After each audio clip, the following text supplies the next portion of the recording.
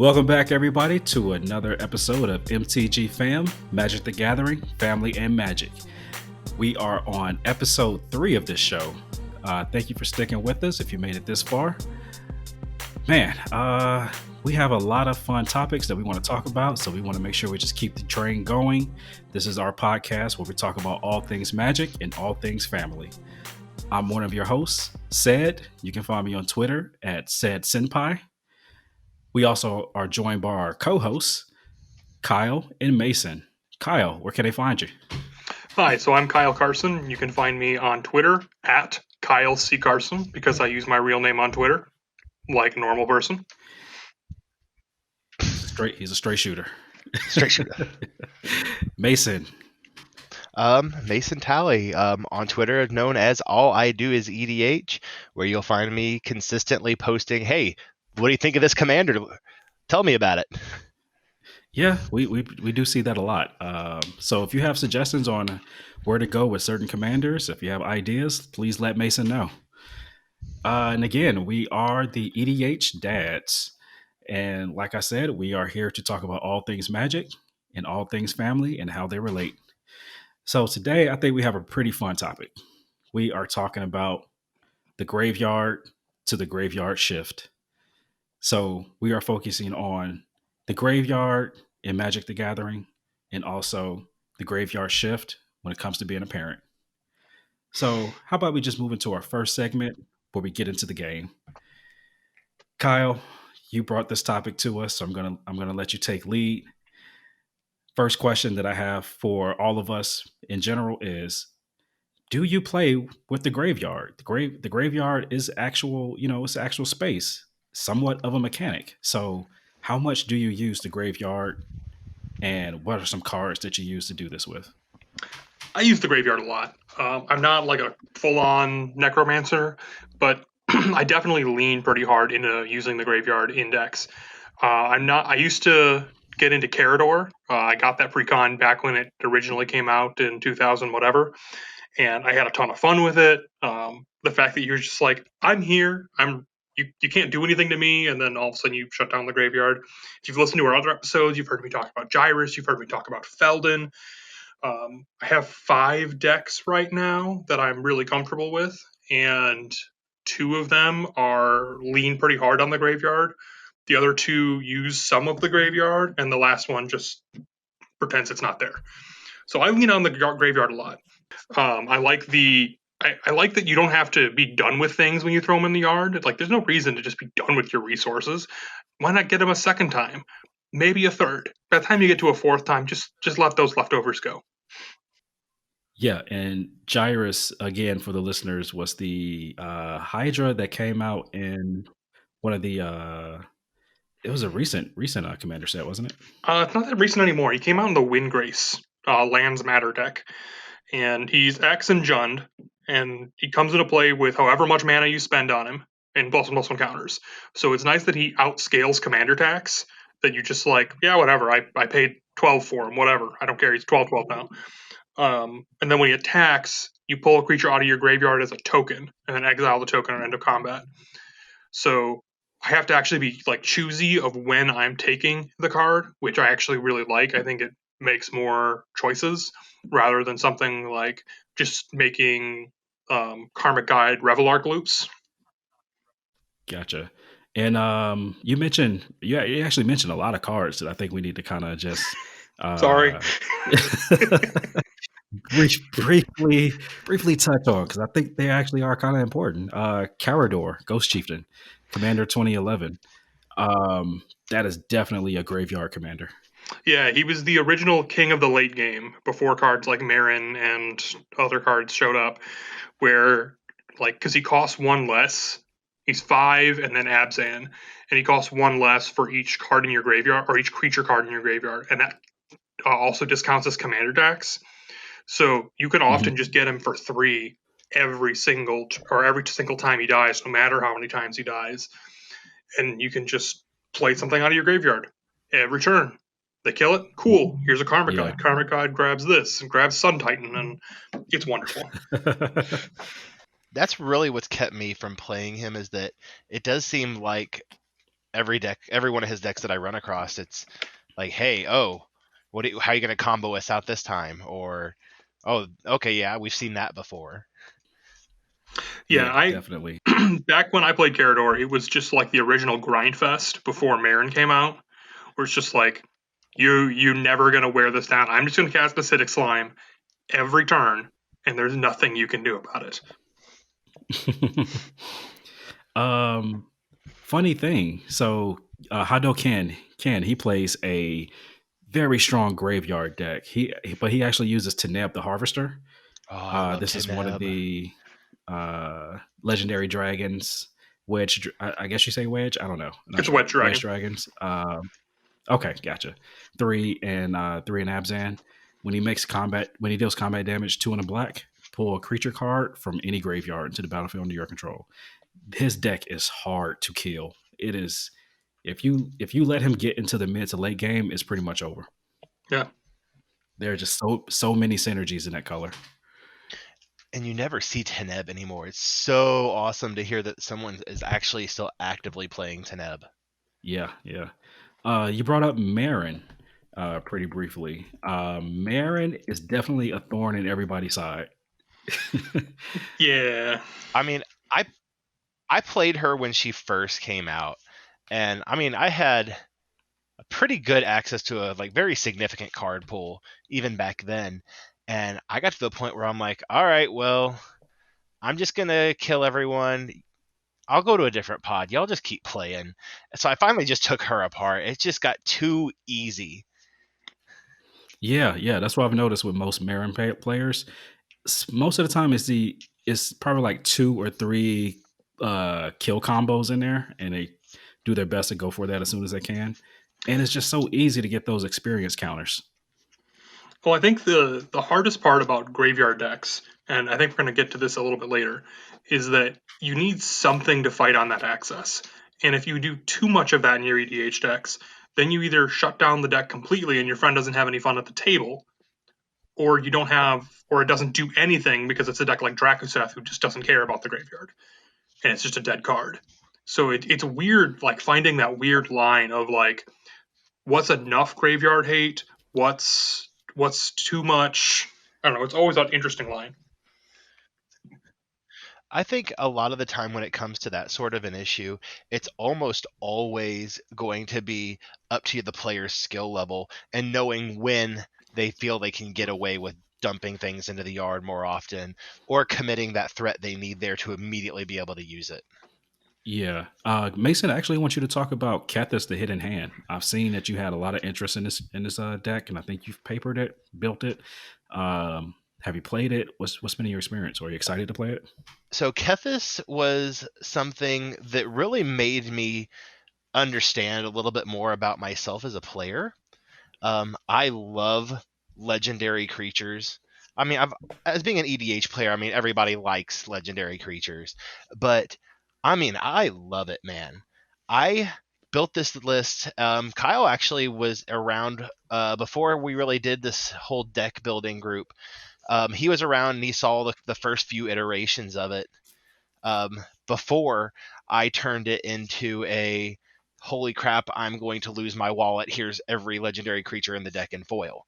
Mm-hmm. I love this deck. It has become one of my staples to where the point I almost love it as much as I love Bobo. And I freaking love Bobo. But the deck is just it's so different comparative to your other reanimator, which almost always just, hey, I'm either going to get this back to my hand or I'm going to take some sort of negative for putting it back on the battlefield. I'm not going to, it won't have haste or it's going to enter tapped or something like that. Where Kethis just says, you know what? Here, exile 2 legendary cards from your graveyard and you can cast the rest that are in your graveyard. Just go ahead. I mean, really, really, go wild. Have fun with it. And with that deck, that negative is really not that negative. I have a Yeah. lot of legendary stuff that I'm like, all right, bye bye. So yeah, when Kethis was spoiled and I saw the card, I hated this card. Not because I thought it would be like oppressive or hard to play against. I just hated everything about it almost. Like I mean, the legendary spells cost you 1 less to cast. I like that aspect. But exiling things from your graveyard to cast things, like that my mind just would not compute with that. Like exiling your resources to cast something that died. It's a very strange thing to kind of get your head around because it's the same thing. It's the same premise that Gyrus works on. It's why a lot of people don't like him. Is that you have to sacrifice and get rid of a resource, but it makes the decisions you make throughout the game feel that much more impactful. It is easily one of the most resilient decks I have. Plus, when you actually go through the building of the deck, you realize just how many legendary lands are out there that you do not care if they hit the graveyard, because they are the perfect fodder if you're not worrying about your lands that much. Oh, Oboro, Temple of the Cloud one, boom, yeah, I'll just exile that. I'm not going to use that. I mean, obviously it's blue, but that's just an example, you know. Yeah. Legendary lands are super easy to find for super cheap and easy to just say, all right, I'll exile that. I don't need it. Really quick, another another card we see a lot as far as it works with the graveyard. Another commander, Kess Dissident Mage. Hmm. Have you guys had any experience with Kess? I've helped people build it, but I've thought about it. I've just never really stuck to it. It just never enough there to keep me interested, you know? Yeah, we have two Kest decks that run around my local game store, and one of which is pure Kest combo. Like it just sets up ways to just annihilate the table. The other one's less that, but it still leans pretty hard on it. I mean, it's a fun deck. I mean, it's a different way of doing it because you're getting spells. I kind of wish you could do a 4-color deck with Kess and Carador as like these weird partner pair thing. Ooh, that would be nasty. That would be crazy, dude. Well, you know my answer to everything that people want to do. Go to a 4-color deck. Oh, I guess in that case, that may be 5-color. Which it's so weird. No matter what, like 4-color just I hurt trying to build it. But give me 5-color, yeah, okay, I'm good. Like I don't get it. I don't know. It must be. I could be mental, but I mean, I am mental, but that's a whole other situation. Yeah, that's very strange to me, Mason. How do you guys feel about bringing cards from your graveyard back to your hand? I'm actually a big fan of cards like Soul of Innistrad or Phyrexian Reclamation, Volrath Stronghold. I know some of those are kind of pricey, but Soul of Innistrad isn't. Do you use those kind of effects? Do you ignore those and only go for the ones like Burial Rites that put them straight into play? How do you guys sit on that? So I'll take this one first. I use Graveyard Batman a lot. Zombie Batman. I use him a lot. I knew exactly what you're talking about. Yeah. Yeah, anytime I'm playing a deck that's either 2-colored or mono black, Solar Innistrad is making it in there because more than likely I am using resources that I can just get back with that 5 that I don't mind. And I think it definitely shines in my Athreos deck. The Athreos, I believe it's God of Passage, the first Athreos. Mhm. Yeah, so yeah, let my cards stay in the graveyard. They'll be back in my hand.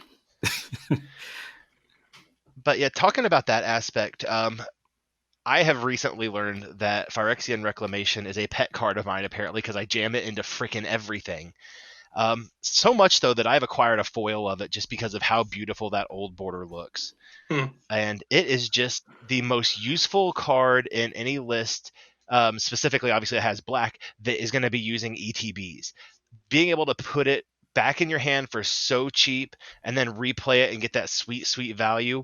Oh, man, freaking chef kiss. Yeah, and the fact that you can do it at instant speed. Yeah. I don't mind I lose a little bit of life, sure. That's what black does. Oh, yeah. Oh, yeah. Yeah. Real quick before we jump off to the next question, God Pharaoh's Gift. I feel like this card gets slept on. I see it brought up every now and then, but that card I hear can do a lot of damage. What do you guys? What is your thought on it, Kyle? You know, I've never done much with Godpharaoh's Gift. I agree there's definitely something there, but I didn't do much like with new decks in the Amonkhet block. Instead, I was focused on making the Scorpion God look like Scorpion and saying "Get over here" to everyone. You wasn't resurrecting souls. No, I was trying to shoot little grappling hooks at people. How about you, Mason? Any thoughts on God Pharaoh's gift? Um, the mana cost is the main thing that keeps me away from it. But if you can just drop, like, cheat that in with any, I mean, artifacts are so easy to cheat in nowadays. Just drop that and just go insane. The fact that it is your graveyard is the only thing, is another thing, but it still seems like it could do a whole lot of work. Right, definitely. All right, new question.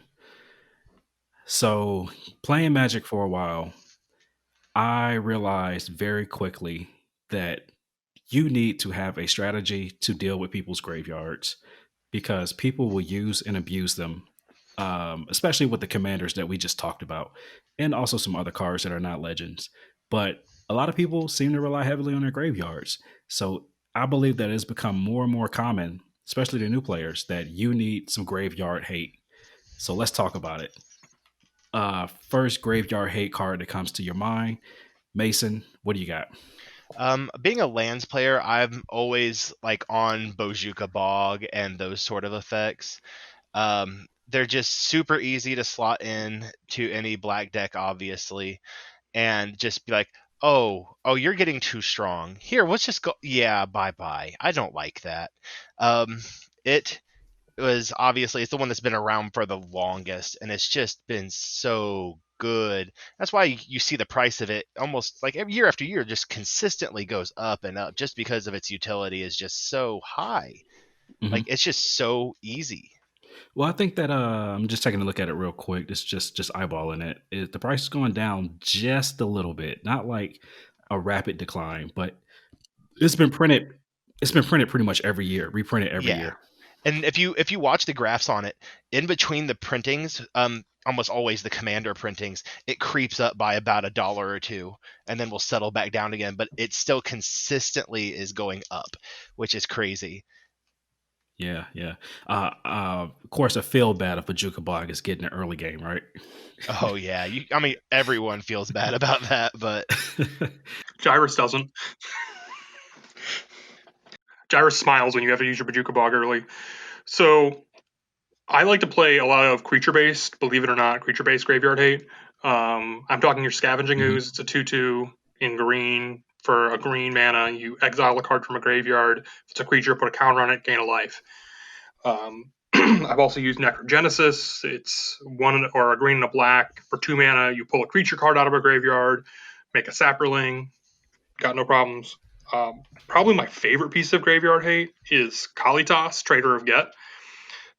He shuts down your opponent's graveyards for a little while, and you get Hmm. zombies, and you can sack the zombies to get bigger because sure, and he's got lifelink because why not?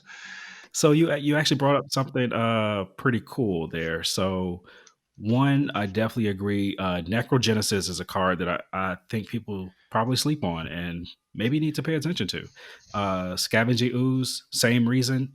You're getting resources just for getting rid of things from people's graveyards. Um, I your example with Kalitas.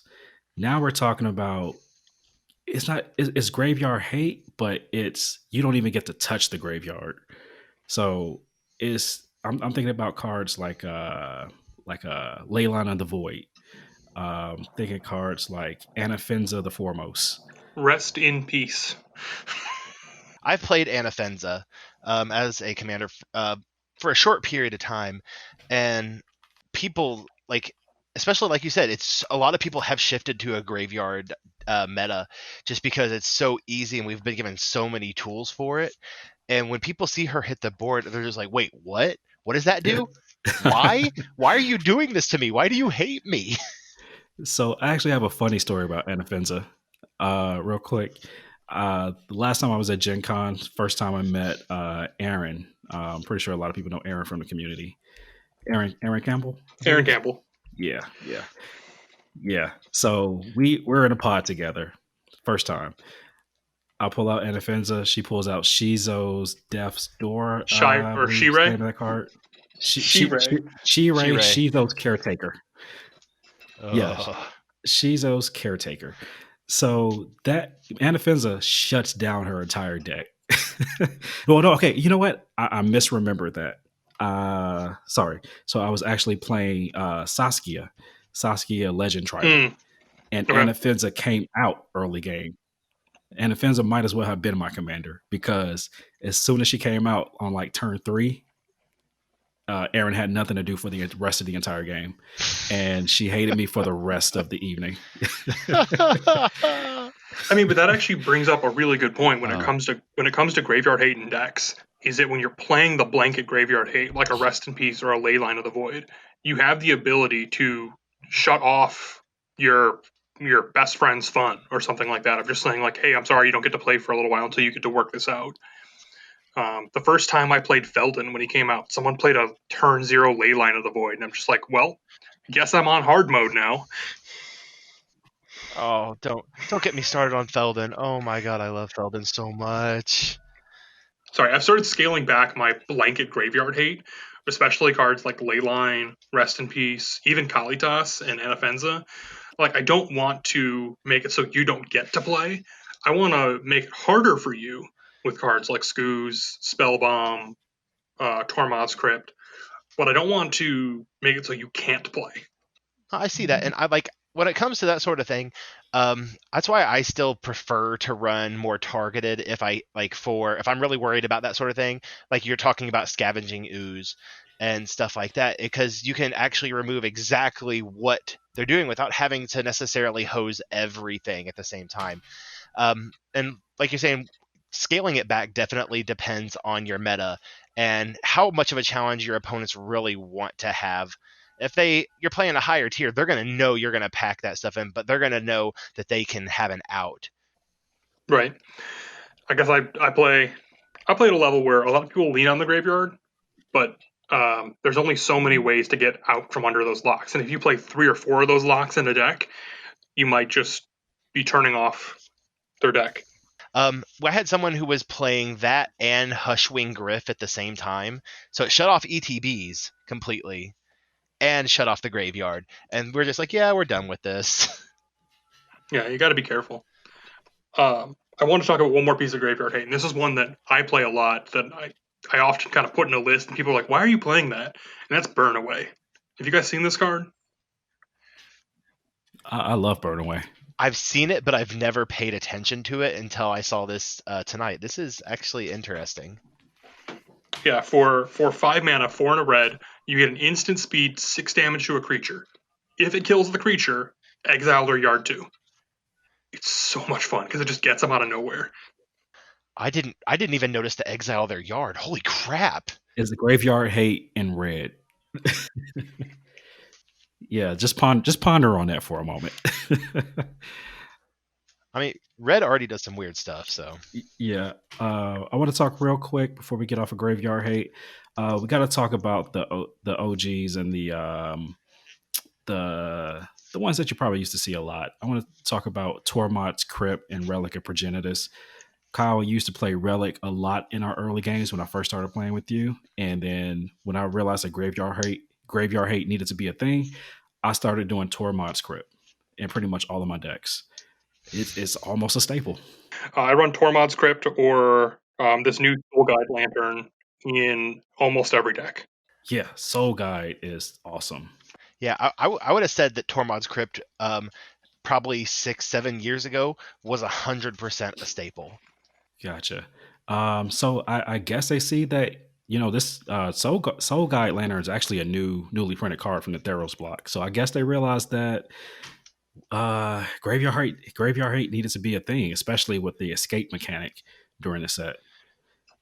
All right. Any other graveyard hate cards that you guys wanted to talk about? One more small one. Um, one that was like always made me super happy, and you actually have it on the list. Back when I was running the black white Daxos the Return, Hmm. Agent of Erebos. No, Oh like people yeah, are yeah. not used to this. This card can come out of nowhere and just like stomp people into the ground, and they're just like, "Wait a minute, that does what when an enchantment enters? Holy crap, that's strong!" You know what? I play Agent of Erebos a lot because it's graveyard hate on a creature, and I always forget about the when another enchantment enters part. I conveniently forget about it, Oh, it but was I'm so going to pay good. attention now. It was so good in Daxos, where I could play 3 or 4 or 5 enchantments a turn. So I always had enough gas to be able to say, "Oh, somebody put something in their graveyard." Well, not anymore. Or I like had the original White God from Theros. Hmm. Heliod. You could Yeah, Heliod. You could instant speed make a enchantment creature to that is true. activate Erebos, I mean the Agent of Erebos' ability Hmm. in response to them targeting some using a reanimation spell or something of the sort. It was so funny. Yeah. You know what? That you actually just brought up something that I definitely wanted us to talk about before we switch gears. The reason I started playing Graveyard Hate was because people we used to play the original Titans, the Eldrazi, I believe it's Kozilek and Ulamog Ulamog. when they hit the graveyard, or it's just Ulamog. No, it's both of them. Both of them. Okay, yeah, yeah. When they hit the graveyard, you're able to shuffle your graveyard back into your library, and it's that instant speed interaction that as soon as it hits the graveyard, you can actually exile them and make sure that they're not a problem later on in the game. Hmm. Yeah, do you know why I used to always run those? Because you play mill decks.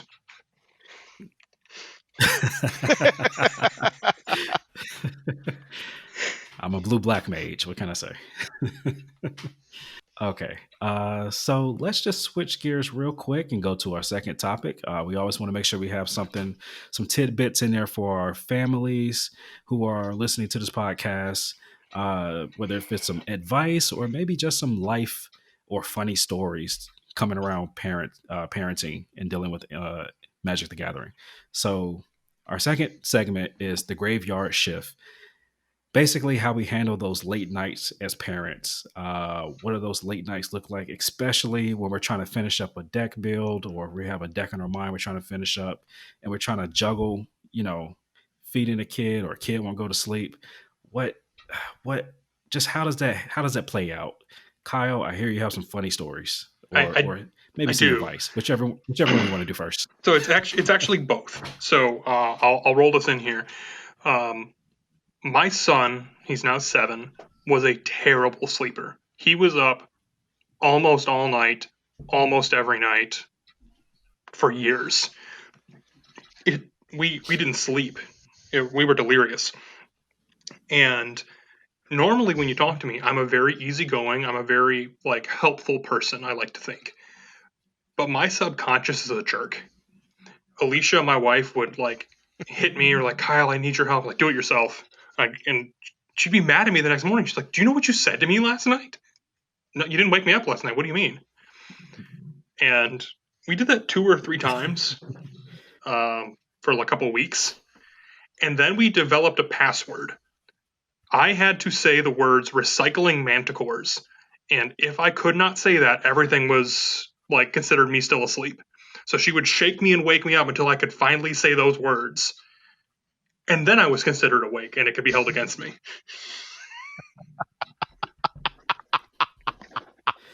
Oh, I love it.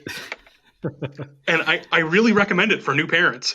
Like those first, especially 3 months, you're not going to get a ton of sleep. I'm sorry. Hmm. You probably won't. Make a complicated password. I don't remember what it was with my daughter. It was something about penguins, I think.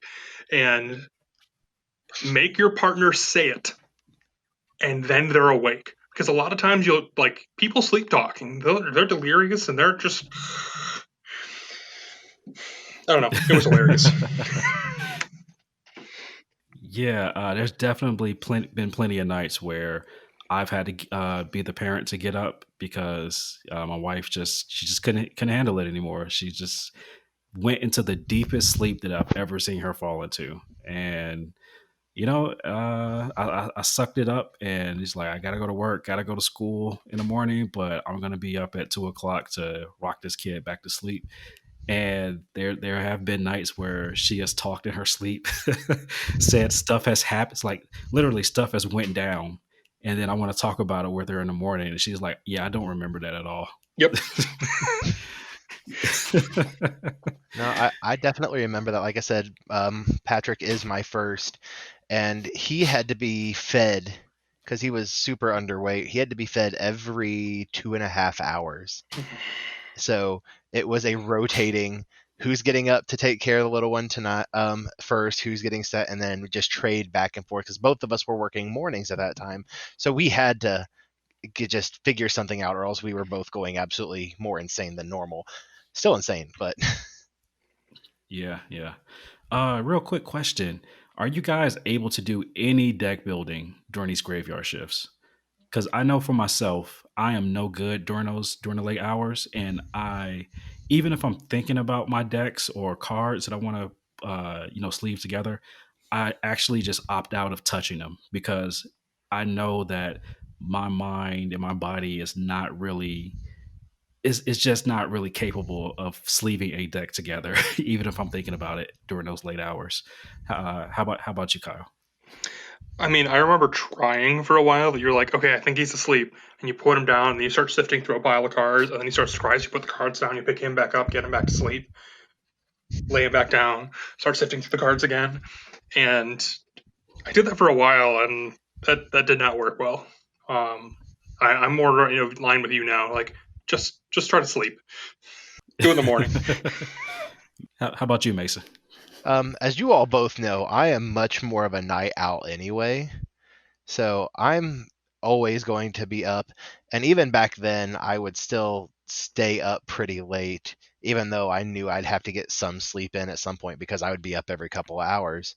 Um, but it's definitely when I felt like I probably did my best work because I always felt the more comfortable at night. So when it would come down to my shift was like second shift of feeding him in the middle of the night, I'm like, all right, I've got X number of hours to start working on this. Let's go. So let's go. And just like could crank out decks. But as soon as that thing I just looked at my cards and I'm like, oh. And then I went and fed him. Yeah, moving into the territory of the feel bads. Yeah, so that's why I don't even bother anymore. That late night hits and I start getting tired. Just keep the cards where they are, keep them organized because I'm so sleepy. I may just accidentally mess up something, and I don't want that to happen. I used to accidentally build decks with like 2 soul rings or a couple of extra like command towers, and you're just like you draw it, and your LGS like, whoops, sorry guys, cheating now.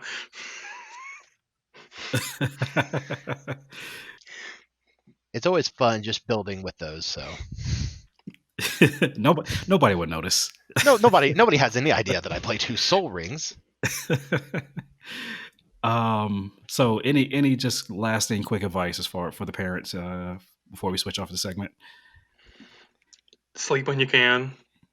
Caffeine's a wonderful thing, but be careful with it. It's a cruel master. Exactly.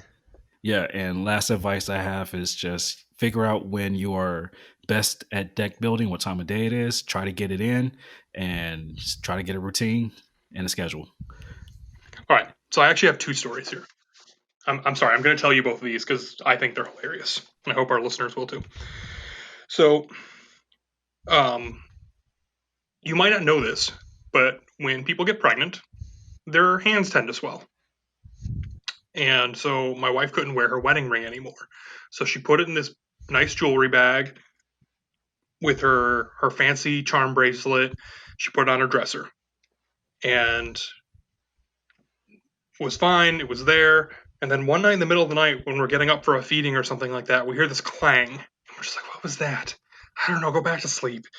Like they're not crying. Just sleep. We found out like 2 months later that was my wife's wedding ring that we had thrown away. And we threw both of those away, and it Oh. took us months to figure that out. Don't do that. That's insane. Second story. This is when my daughter was born, and we had the bassinet next to the bed, and we had split up our night shifts, and my wife will occasionally sleep with like a teddy bear or something to kind of keep her arms situated, whatever. And Hannah wakes up crying. Alicia gets up, grabs her teddy bear, and walks to the other room to feed the teddy bear. And me being the logical person I am, I get up out of bed and I head over to her and like, you forgot Hannah in the room. You got your teddy bear. She looks up at me. I know, and why don't you have her? Oh. I'm gonna be honest. I've had those nights as well. It's my wife, she'll just, if it's one of those days, one of those nights, she's like, "Hey, I'm tapping out. Peace. Whatever happens, happens. Good luck." All right, so let's move into our question of the day for our host that we generate for ourselves. Something to leave to the listeners as well. We've talked about a lot of graveyard hate cards. We talked about a lot of reanimator spells. So choose one of these questions. What's your favorite reanimator spell or your favorite graveyard hate card? And just let's talk about it real quick. Each of us. Who wants to start us off? You go first, Ed. I'll go first. Okay, fine. Nope. So I'm gonna go with favorite reanimator spell. I like before all the newer sets came out, I would have definitely said just any of the good ones that just come in and bring in like one creature, or maybe get a couple different creatures in tapped, like the sorcery speed ones. But my favorite right now, because I really hate my life total, is Command the Dread Horde. Awesome. Because it's tell me more. You just do so many. I mean, you choose any number of target creatures and or planeswalkers. So not only are you getting creatures, but you're getting value, and it doesn't even have to be in your graveyard. It can be in any graveyard. And then you're just gonna that's gonna come at the cost of 2 black, and some life equal to the number of permanents you got back. It's dirty, and I love it. So I actually have a comment about that card. I call that card my poor man's. You guys actually have to remind me of the name of this card. It's the one with Liliana, and basically you can resurrect all creatures from all graveyard to your side. I've got a stack of cards right now. I'm digging because I can see the card's art, but I can't remember the name. Was it Rise of the Dark Realms? Rise of the Dark Realms. So Command the Dread Horde is the poor man's Rise of the Dark Realms, and I'll tell you why. Because you pair that card up with cards that basically prevent damage to you during your turn, and these are mostly white spells. They can be enchantments or instants or sorceries that will prevent damage to you during your turn. And the one that people never see coming, especially with this, is the Wanderer, the Planeswalker. Yeah, I was about to say you didn't say Planeswalker, and I'm like, wait a minute, you're not saying Wanderer. You need to talk about the Wanderer. Yeah, the Wanderer prevents non-combat damage for you, and so this is my poor man's Rise of the Dark Realms. It's so good. It's so good. Yeah. I'll go next real quick. So mine is a new card that I've discovered. I'm actually going to cheat a little bit because it's not technically Resurrection, but I get to play these spells from my graveyard. This is Spellweaver Volute. Maybe I'm saying that word right. Don't know. Never seen it before. Volute, maybe? Volute? I'll look it up later. English hard. I just call it Spellweaver. But it's a 3, and this is a 3 and 2 blue enchantment aura, and this is not an aura that goes into a creature, doesn't go into a player, doesn't go into any other permanent. It just sticks on the board, and it enchants an instant card from a graveyard.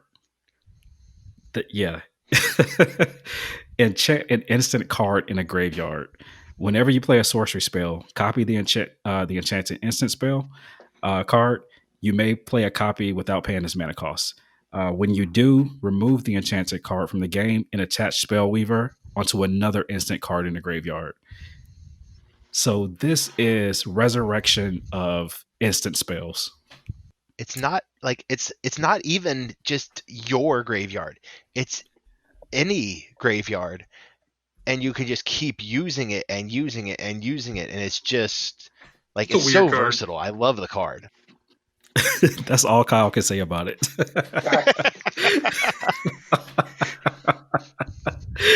So, I mean, come on. It's from Future Sight. All of those cards were weird. So, all right, my turn. Oh. I waffled back and forth on this one. I almost said Animate Dead just because that card is so much fun for 2 mana and all of rules text. It does pretty much what you think it does. But I'm going to go with my real favorite here. I love big creatures. You guys might not have noticed that. I also kind of like stacks because I'm that kind of guy.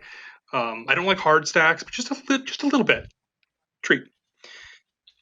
See how long it takes you to get this card. 5 mana, black. It's a 6/6. I know exactly what it is. Oh Christ! It's the freaking. It's got Swamp Walk. It's a cycle. It's a legendary creature. Mm-hmm.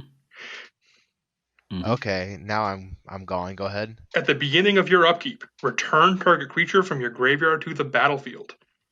At the beginning of each opponent's upkeep, that player sacrifices a creature. Meet Sheoldred.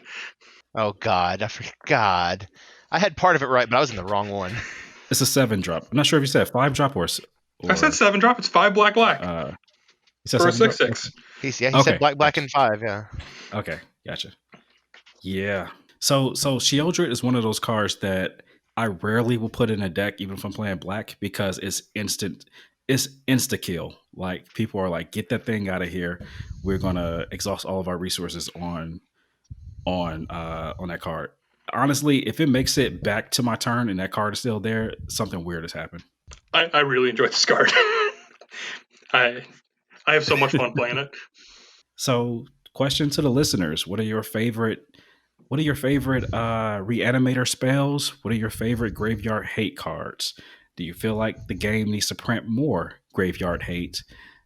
Especially with just from our quick analysis, that there have been a lot more graveyard focus cards, whether they be legends or just other spells within the game. So let us know down in the comments. So we're gonna close it out because I think we've ran a little long. I think this was a fun episode. I think that you guys can tell we had fun. I know I did. Be sure to check us out on the internet, especially Twitter. Again, I'm at @said_senpai. Kyle. I am at Kyle C. Carson. Yeah, Kyle C. Carson. I wonder what his real name is. And all I do is EDH. And again, we make up the EDHDADs under the One More Mana banner. Be sure to check this podcast out on YouTube, and also any upcoming platforms that we're going to stream this from. We're actually narrowing down some podcasts to put this out so people can listen to on the go. Also, be sure to check out our Patreon, and if you are looking to purchase any of the cards that we talked about today, take a look at our TCG Player affiliate link and order from some local game stores or other shops that have these cards in store. Greatly help out the channel and also help out those stores. So I think we're going to go ahead and sign off. It has been a pleasure, fam, and we will see you on the next one. Bye.